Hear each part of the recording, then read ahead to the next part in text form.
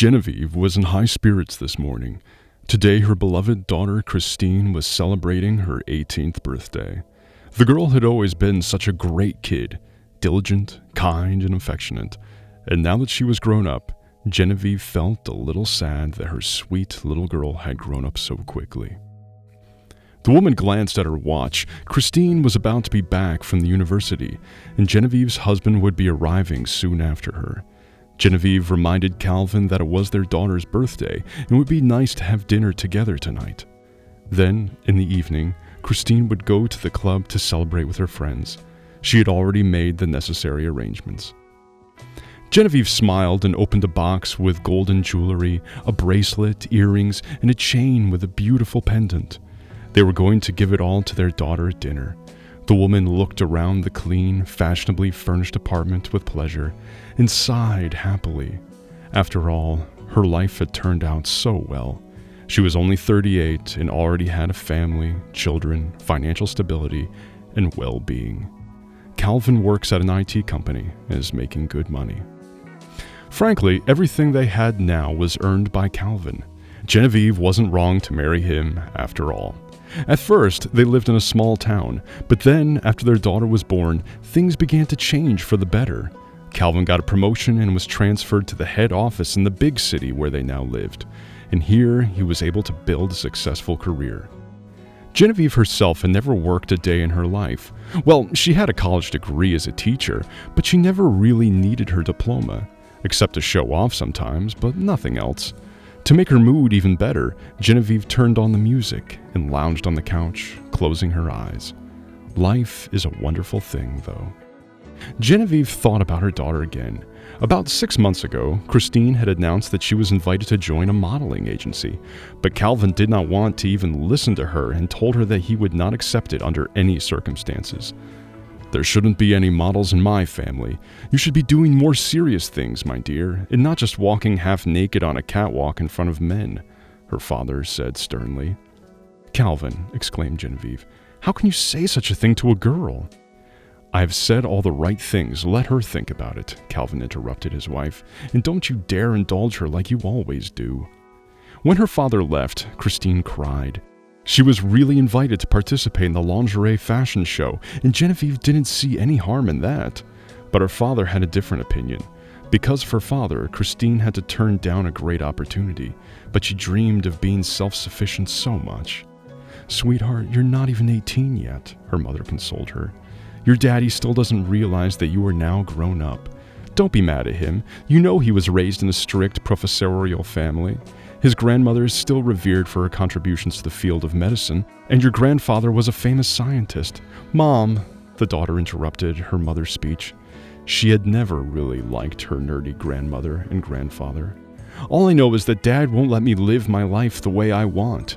She got up and ran off to her room, and Genevieve was mad at her husband for upsetting their daughter so much for a long time. And so today she turned 18. She was all grown up now. Her sweet little girl. The ring of the doorbell interrupted Genevieve's musings, and she glanced at her watch in surprise. The birthday girl came, and as usual, she'd forgotten her keys. Smiling, Genevieve hurried to open the door, but as soon as she opened the door, the affectionate smile vanished from her face. There was a skinny, short girl with black hair pulled back in a bun. The stranger reminded Genevieve of someone. Maybe she had met her before. "Are you looking for someone?" Genevieve arrogantly asked the unsightly, poorly dressed visitor. "Mom," she replied, "it's me, your daughter. Don't you recognize me?" "What?" Genevieve first gasped in indignation and then laughed nervously. "Miss, you're mistaken. I do have a daughter, but she looks nothing like you." "No, I'm not mistaken," replied the girl with a twinkle in her brown eyes. "But they made a mistake in the maternity ward. They mixed us up. I only found out about it recently." "You're talking nonsense," Genevieve raised her voice. "Leave. I don't want to hear this nonsense." Calvin, walking up the stairs, heard his wife screaming and hurried up. "What's going on here?" the husband asked his wife sternly, then looked at the girl standing in front of him. His eyebrows went up in surprise. "Who are you?" he asked. "Meet this crook, Calvin. She claims to be our daughter. She says she and Christine got mixed up in the maternity ward," said the wife. "My name is Amelia," the girl said sadly, and tears appeared in her eyes. "Ridiculous name. I would never call my daughter Amelia," Genevieve shouted. "Get the hell out of here right now, and don't you dare come back here ever again." The briefcase fell out of Calvin's weakened hands, but he immediately picked it up, then looked once more at Amelia and invited her in. "Calvin," protested Genevieve, "are you out of your mind? Don't even think about it."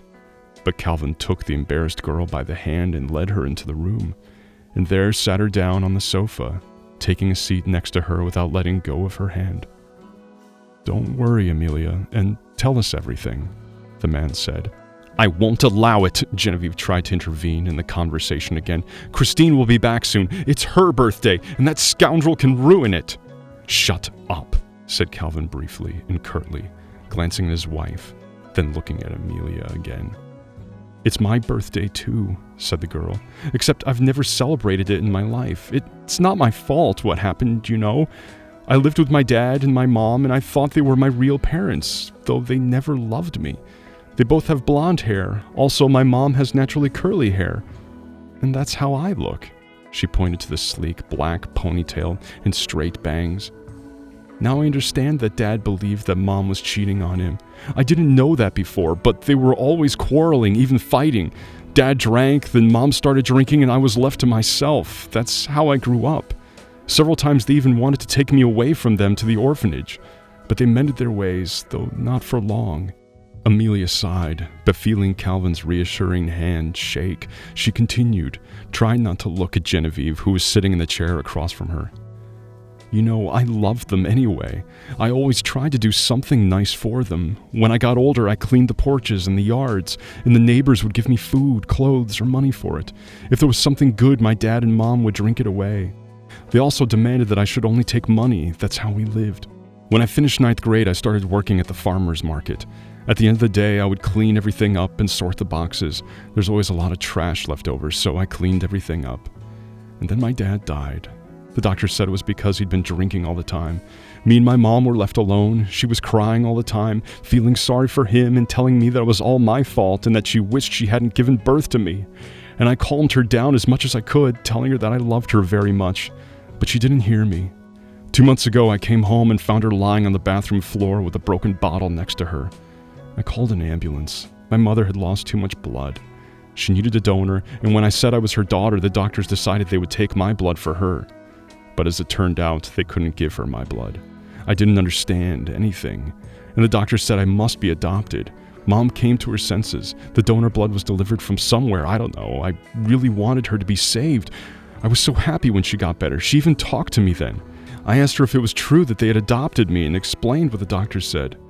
Mom smiled then and said, "No, you're not adopted, but you're still a stranger. Not mine." I knew it. I felt it. You're a stranger. Amelia couldn't control herself, and tears welled up from her eyes. "Come on, that's okay, girl," Calvin muttered. "Tell me, what happened next?" "Nothing," Amelia sighed. "Those were my mother's last words. She died. I buried her next to Daddy. It's not a big town, and the kind neighbors helped me to pay for the burial, and then I went to the maternity hospital and started asking around. No one wanted to talk to me, and only an elderly nurse told me that the day before, the hospital was closed for repairs. 2 girls and 3 boys were born, but the boys were of different nationalities, and one of them was even the son of a respected foreign professor. It was a difficult delivery. Everyone was fussing over the foreign woman in labor. That's when the mix-up must have happened." "Yes," Calvin exclaimed. "I remember him. He was walking by the windows of the maternity hospital, looking at his watch all the time. I remember."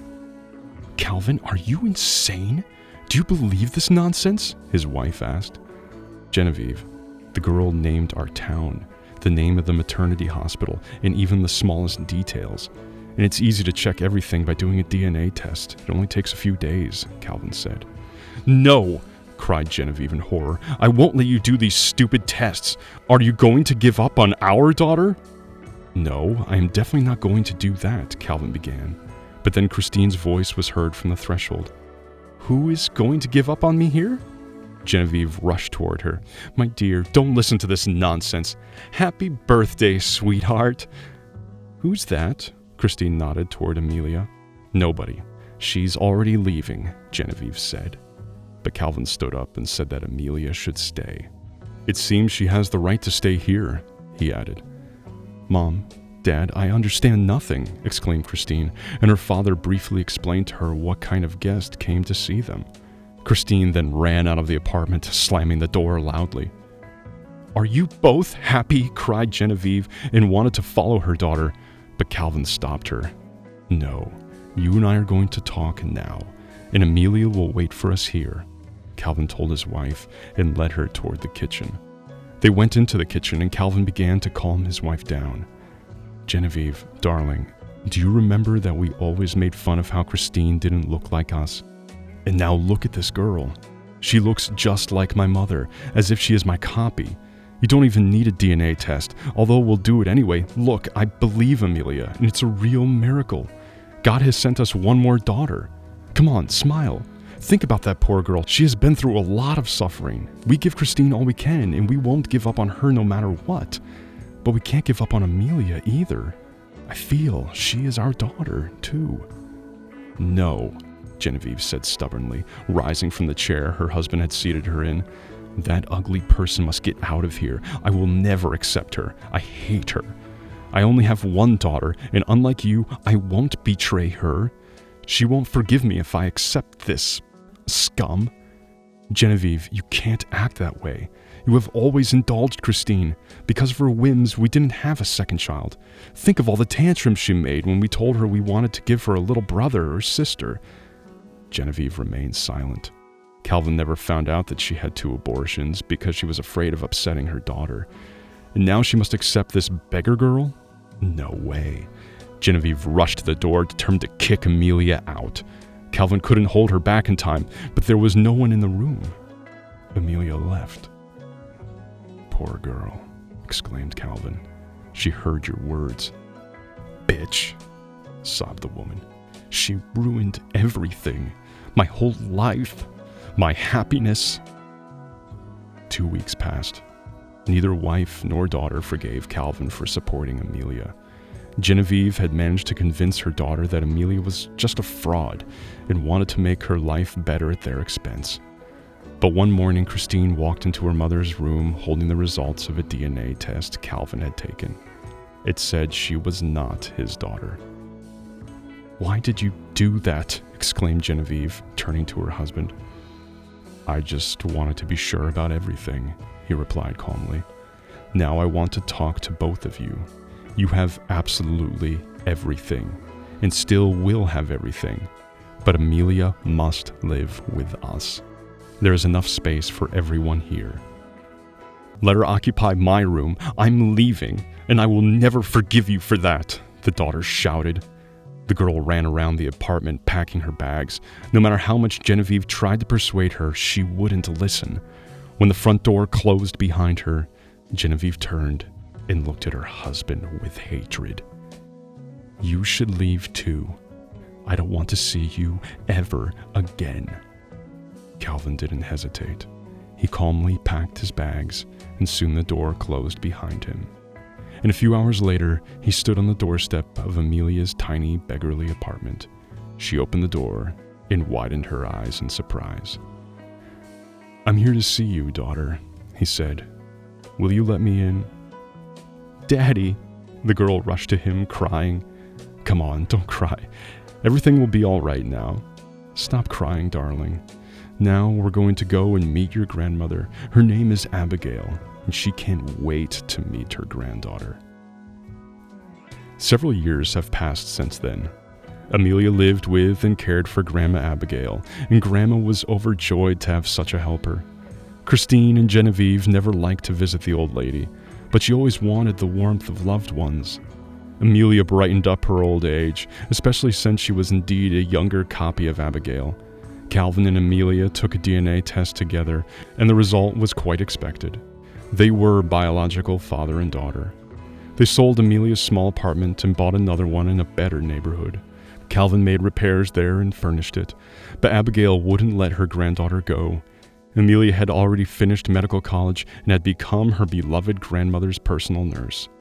Several times, Calvin tried to reconcile with Genevieve, but she never forgave him and filed for divorce. She now lived alone. Christine, after working a little in a modeling agency, moved abroad and did not even call her mother. When Genevieve decided to forgive her husband, but only on one condition, that Amelia should not be in their lives, she accidentally found out that he was married to a colleague, and they were already raising a 1-year-old son, and everyone was happy, except Genevieve, who was left all alone in such a beautiful, but so empty apartment.